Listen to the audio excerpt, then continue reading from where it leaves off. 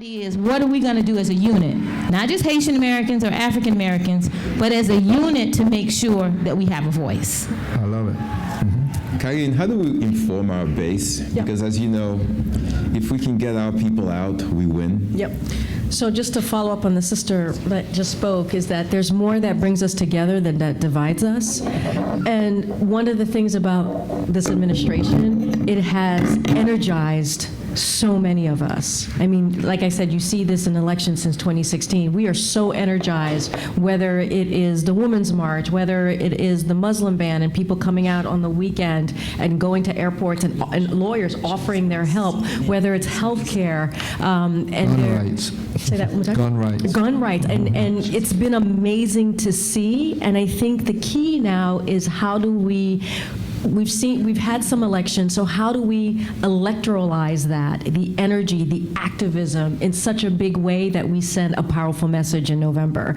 And that is the key. And again, like you said, it's less than 50 days away, November 6th, it's right around the corner. We need to organize our communities, we need to educate our communities, the ones who are not yet, may not be aware that, hey, this is happening, and if you want to stop what's going on, then we have to, the Sean Shaw, the Andrew Gillum, the Congress, the House, we have to go out there and change that and elect them. So it's organizing, it's educating, it's making sure people are registered, making sure you're registered on election day, and if it's early voting, vote early, please do. It is so important. Mail-in vote, if you can do that in your state or do that, and then bring your parents, your sisters, your brother, your friends, your neighbors. Make sure that you create a cohort of people and you all go out and vote. I mean, we have to make sure that this activism has been fantastic and great. Now, how do we electoralize it? How do we turn it into something so powerful that November 7th we send this loud message that they have no choice but to hear us? Yeah. Congressman Hastings, you mentioned yesterday the importance of not only Sean Shaw, but also Senator Bill Nelson. That's making right. sure that we keep him elected and not Rick Scott, who's the current governor of Florida. So that is very important, that we go from top all the way to bottom on November 6th. Right. Very critical, you all. Ballot. We have Rick Scott, who thinks because of his money, be outspending us, that will bring him votes. So we need to pay close attention to Senator Bill Nelson's race as well. The down ballot. I know we have a question here. Delia, hold on a second. Delia? Yeah, one other thing is that in being at this conference, which is fabulous, the Congressional Black Caucus, I told somebody it feels like I've been in church for 2 days. But we need to remember the people of color who are running. Yes. In South Miami, and I think she excused herself, Donna Shalala stands to take over a seat that was once held by a Republican, Ileana Ros-Lehtinen. So if she can win, that's check one. Yep. We're one up in Congress. So I am assuming everybody here is not from Florida. So when you go back, look on your ballot, look on the Democrat who's running, and vote for that Democrat, whether you know them or not. Right. I don't want to hear, oh, I don't like this person. I don't care. Not liking is why we're where we are today. Preach. So you have to go and check your ballot in whatever state or you are in and see who the Democrat who is running and vote for them, because that's how we're going to take back the House, one at a time, one at a time. Right on. Yeah. All right, 23 seats. Bonjour. My name is Francois, and I spent 10 years in the infantry, and after that I was recruited by Homeland Security, so for the past 17 years of my professional career, I've participated in all aspects of counter and anti-terrorism, from kicking in doors to writing national security policy. And I don't want to beat an already dead horse, but I just wanted to touch briefly on the ICE abolishment. My comment is the fact that we have to think about what we're saying when we want to abolish an entire organization whose mission partly is to prevent terrorism, drug trades, human trafficking, gun violence, and so on and so forth. So that's something that we have to consider, our safety and what these people are actually doing. Now, the organization itself is not his fault, because they are just following orders. Just like the soldiers who came back from Vietnam and came home and received hell we have to consider that this organization itself is taking orders from not very smart people. We can all agree, I'm sure. But what I really wanted to touch on was actually ask you a question when it comes to immigration. Now, you work in a law office, and South Florida has many law offices. How feasible, since we're talking about strategies, how feasible would it be for many of these organizations to, law offices to create an organization for the purpose of creating a pro bono program, since we already know what's coming July 19th, of creating a pipeline and asking all these undocumented immigrants or some of these who are protected under the TPS and program to create a pipeline and start, getting their citizenship, because I'm assuming a lot of those people might actually merit citizen based on time or whatever other legal aspects. Well, I'm pleased to say that there already are organizations in South Florida. There's the Haitian Lawyers Association and there's the Caribbean Bar Association. Both organizations have held citizenship drives for years. And there is a Florida Immigrant Coalition in South Florida that is made up of all different organizations, and they do hold citizenship drives where they help people to become citizens. There are also nonprofit organizations, and I can only speak again to South Florida, that will help indigent immigrants at various levels of their immigration cases. And as an attorney, we have to provide pro bono services. And I know I personally have my colleague Wayne Golding from Orlando sitting here. We have provided together and individually pro bono services. So there are many immigrant organizations there that will help the people for TPS. The problem that we run up against is, unfortunately, sometimes we are our own worst enemies, is that within our community, and particularly the Haitian community, because of the language barrier, that there are people, we call them notarios, paralegals, they put up a storefront, they do everything. They sell insurance, they do immigration, they do taxes, and people tend to go to them because of the language, and they provide bad information.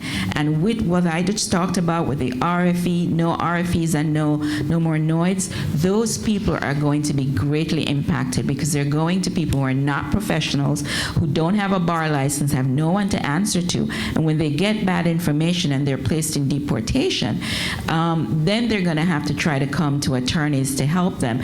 And I believe you me, it's a very expensive process to help somebody who's in deportation. But there are organizations who do it, and there are individual attorneys who will take cases to help people. And you also have your congressional offices throughout the United States of America, and they have an exacting responsibility. I think Marlene and Gutel and Cassandra and Dahlia will attest to the fact I don't think I have any rival in the United States in terms of an immigration office dealing with the day-to-day problems, not only that Haitians have, but others. If you were at our office on Tuesday, Wednesday, or Thursday, you would be amazed. You would think we were the immigration reporting office, and it has been that way for 25 years, and I've enjoyed every minute of it. Wow. So for the sake of time, we're going to take two more questions and allow the panel to close out and give us some closing remarks. So we have a question here. Good afternoon. My name is Marie Woodson, and I'm with the Haitian-American Democratic Caucus of Florida, and as well, I'm a member of the Family Action Network movement, formerly known as the Haitian Women of Miami, which you know does a lot of work also on TPS. This question is for Congressman ALC Hastings. Thank you so much to the entire panel, but this question is for you. First, we thank you for the work that you're doing in our county, which is Broward County, the state of Florida, as well as in Congress. My question to you is, we know that you don't have the majority, and your work is really very critical, as well as you have a major things in your hand to address this TPS issue, and you are doing the best that you can. However, I need to know, how much support do you get from other members of Congress, as well as the senators that you are working with, and what is being done to get the other side to work with you and support you on this issue in order for us to come up to a favorable outcome on this TPS issue that is a monster? Very, very, very little assistance from the Republicans. And my newfound friend, Maritza, and the organization that she's working with is about the business of working cross-aisle, and they've had some experience that's positive. We understand that dynamic. When Dahlia spoke about Ileana Ross-Lathanen being replaced with Donna Shalala, it was Ileana Ross-Lathanen and Lincoln Diaz-Balart that gave us wet foot, dry foot. You understand? And I was right there. I was never so embarrassed in my life as I got off of Eastern Airlines, was still in existence at the time. It was among their last flight. And Haitians were lined up to applaud them. And I just stood on the wall knowing that Carrie Meek and I had just gotten screwed by them legislatively. But what I do is, for example, Corbeo, who is on the ballot, I tried to get him on certain legislation. They give us lip service, but there are just a handful of members. Marco Rubio is useless to our efforts. The reason Bill Nelson is important is, and Bill is mindful and supportive. I have in hand, if you want to see it, a concurrent resolution that he and I filed together on just the subject of Haitian TPS alone. Bob Graham before him was helpful. But if we fool around and elect Rick Scott, then you may as well, Donna Shalala, ALC Hastings, Debbie Wasserman Schultz, Ted Deutsch, Lois Frankel, all of us Democrats may as well go home, because you need both bodies to get legislation passed, and they are unhelpful. And all I can say is, working cross-aisle, it depends upon the issue. If I'm talking about algae or dead fish, I have a lot of Republican support as the dean of the Florida delegation. You understand? But when I'm talking about TPS, race matters in these things, and it doesn't matter your nationality. Race is key, but we try. And your help is what's necessary, and what you all do at FAM, what Maritza is getting ready to do, is particularly critical. I'm sorry it took so long. We have these last two questions. Hi, everyone. My name is Wanda Tima, and I'm the founder of Lunia Suite, and it's a platform that caters a lot to young Haitian Americans and millennials. And my question is, earlier you guys were talking about strategies, and I was sitting here listening to a lot of things that you guys are saying, and there are a lot of millennials and just people now that, like college students that are out of school that can vote now. And one of the things I see largely when we even mention politics or any of these things, TPS on our platform, a lot of people, if it's not affecting them, they don't know about it, doesn't affect them or their family, and so on and so on. They're not paying attention. They don't understand what's going on. They don't understand a lot of the language. They don't understand a lot of the policies, so they're just not engaged. So what are you guys planning to do for people that's like not sitting in this room, that's not paying attention, that doesn't know these things, and don't even know how they can help if they can? Because these millennials have these platforms. They're listening to each other. They're using their social media. A lot of them are taking care of their parents and filling out forms and so on for them, but no one is really engaging them and making sure they understand what's going on. So what is the strategy for that?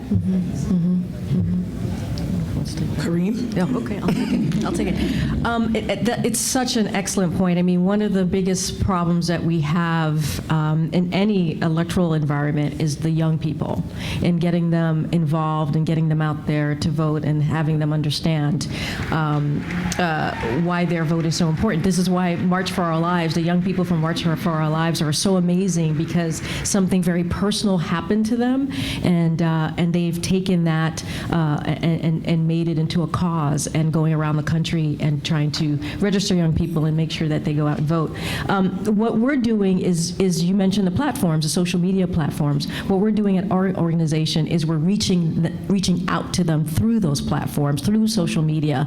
We have a video lab where we create videos to make sure that we're able we actually create videos that are interesting, intriguing, that pull young people in and try to tell them a story, because a lot of it is telling a story and making sure that it's real, it's raw, and that it's connecting to young people. But it's incredibly difficult. And then it's also having voices from the community, which is why March for Our Lives is so amazing, having people who are also millennials talking to other millennials who have had those personal experiences as well. So it's having the right voices, the right spokespeople. It's reaching out to them in social media, and it's just a lot of work. There's not one thing that works, and we are constantly trying to figure out how do we move them. And so we have a bunch of tools that we've come up with that we're trying to push forward. But having a spokesperson like yourself, this is your organization that you started, you understand these issues. There's a reason why you're here at CBC. I've seen you, sis, a lot of times, and so you're a great voice for that, and you're incredibly creative, and we need more people like you to continue to talk to them. And so that's the key. Where is your organization, young lady? It's online. No, I'm talking to the young lady that asked the question. Where are you? What city are you? I'm based out of Miami, but I basically cover everything happening inside and outside of Haiti, and we're reaching about like 10 million people a week right now. It's amazing what you guys are doing. Yeah. She's already doing it. She's already doing it. Yeah. And it's amazing. I watch you guys. I pay attention to what you guys do all the time, and I appreciate the work. So we have these last two questions. Leonie's going to ask, and then Marlene's going to follow up. So this will be our last two questions. Good afternoon. Thank you very much. I have a question. Something happened to me yesterday that has been percolating today. I ran into the person running for Congress in my district, and I went up to that person, who shall remain nameless, and I introduced myself as a constituent. And that person barely looked at me. There was barely a response in a room where I was probably the only constituent, the only person who was going to vote for that person. And I thought, is our vote, in this sort of desperate times where we have to support people, whether we like them or not, because we know that there has to be this alignment, is our vote going to continue to be taken for granted? I mean, as it was, I felt it really strongly because I'm one of the few black person living in her district, sorry, oops. So, I mean, Congressman Hastings treated me more as a constituent than that person did. Mm-hmm. And so, again, my question becomes, as a strategy, as a community, what are we doing to ensure that in spite of our despair, our sense that we have to vote for these people, whether we feel aligned with them or not, how do we ensure that our votes are not taken for granted?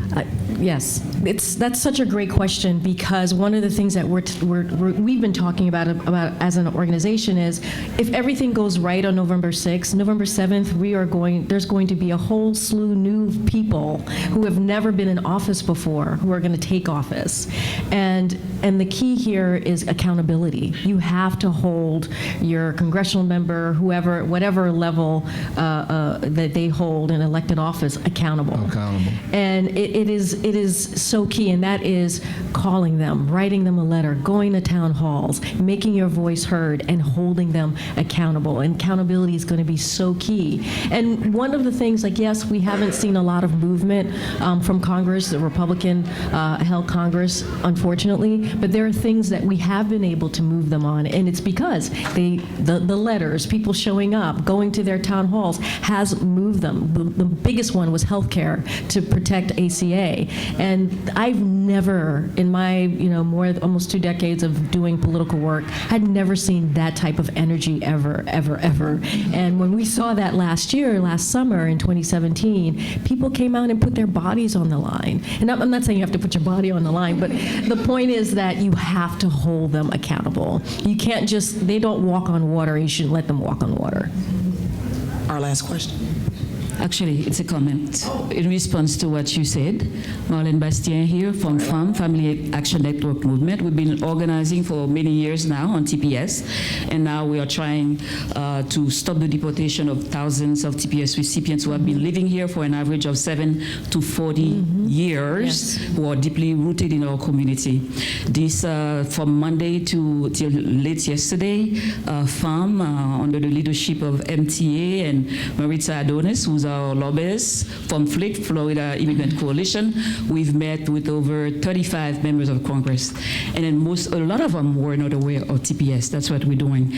But I wanted to share a success story, but before I do, I'd like to salute our probably staunchest and longest champion of Haitian rights, our own Congressman ALC Hastings. For those of you, some of you probably weren't born yet when Haitians were detained, when they were coming in the early 80s, and they were detained around the nation, including Puerto Rico. And then it was his decision when he was a judge that allowed thousands and thousands of Haitians to get freed from detention centers. So we salute you, your strong leadership. And we also salute this wonderful panel, and also the organizers of such a wonderful event. On TPS, Wanda, on TPS, we do have a success story, because at FAM we realize that in order for us to be able to actionalize, mobilize, and turn people around, you have to do it consistently, and you have to do it from the bottom up. What we've been doing on the TPS every other Thursday at FAM, we organize, we bring our TPS members, including others in support of them, to develop a strategy. And we are very active on social media. We post on social media. We post about the plight of the children. Among the 300,000 TPS recipients, there are over 275,000 to 500,000 US-born children. What we do, we collect stories of these families. We showcase, we highlight these stories, because we want to bring the case of TPS recipients to the national consciousness of America. Consider, and I'm going to end soon, consider people who have been living here for so long, who are contributing to the social, economic fabric of this great nation. These are people who are gainfully employed. These are our doctors, our nurses, our PhD students. And now we want to uproot them and send them to nations that are in turmoil. We know that is wrong. But we cannot do this work by ourselves. So when we post on social media, we would like you to go to fam.org, like our posting, our stories. When we share them, send them around. Make sure that America is aware that if a permanent solution is not found on temporary protected status, we may indeed witness the biggest mass deportation of US-born children from America. From America. Lastly, in terms of these elections, guys, what do we do at FAM? Because every other Thursday, rain or shine, we meet. We are building from the ground up, so that when we need people to get out, to vote, they get out. Even those who are not U.S. citizens, we try to mobilize and actualize. And we have a campaign, and I'm going to share it with you so that you can share it with the TPS recipients, 300,000 TPS recipients, 11 million undocumented who cannot vote around the country. Our campaign motto is, be my vote. You may be a TPS recipient. You may be an undocumented immigrant. You cannot vote. However, you have a cousin, you have a daughter, you have a son, you have someone who can go to the poll. And this election, as a lot of you have already said, is one of the most in our history as a nation. Be my vote.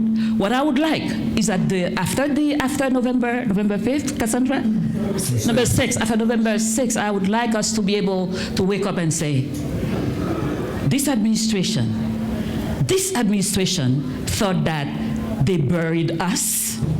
They thought that they buried us. But what they did not know is that we were seed.